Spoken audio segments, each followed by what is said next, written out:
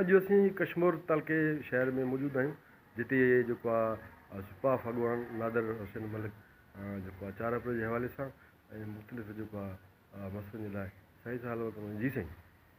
जी भुट्टो जी सपाफ तो असो पहिरें तो भुट्टे साहब की वर्सी अस ज़ुल्फ़कार जी मनायूं पिया पिंडी में जो वो असांजी क़ायदे मुलतवी करे छॾियो। असांजे जोश जज़्बे सां असां अचूं पिया।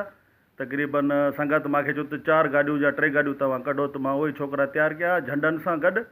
त पोइ उहो मुलतवी थी वियो। पंहिंजो हाणे थिए थो पंहिंजे ज़िले जे अंदरि कंदकोट ऐं कश्मीर ज़िलो आहे असांजो।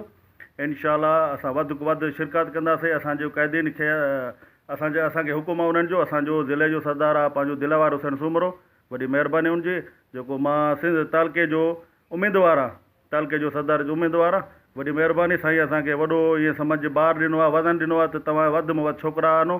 इनशाअल्लाह मां बैनर बि छपवाया आहिनि, झंडा बि मूं ठाहिराया आहिनि। इनशाअल्लाह कंदकोट में जेको बि प्रोग्राम असांजे सपाफ ज़िले जो हूंदो इनशाअल्लाह भरपूर शिरकत कंदासीं। असांजो डिवीज़न जो सरदार आहे पंहिंजो रज़ा मुराद चाचड़, वॾी महिरबानी। असांजो अल्ताफ़ हुसैन खोसो साहिबु आहे, उनजी वॾी महिरबानी। असांजो गुलमंद ख़ान जखराणी आहे, असां उनजा थोरेता आहियूं। असांजो मोहकुमदीन नायब सरदार आहे असांजो सिंध जो। असांजो सिंध जो सरदार आहे मंसूर अहमद शाहाणी साहिबु सपाफ जो। इनशाअल्लाह असां भरपूर शिरकत कंदासीं। जे बि दोस्त असां सां प्रोग्राम में गॾु थियनि त असां सां राब्तो कनि, मां गाॾियूं कढां थो। इनशाअल्लाह उन्हनि सां गॾु थी संग सां असां कंदकोट वेंदासीं, जंहिंजी अॻुवाणी असांजो ज़िले जो सरदार दिलावर हुसैन सुमरो करे रहियो आहे। उन सां गॾु थी शाना बशाना असां बीठा हूंदासीं।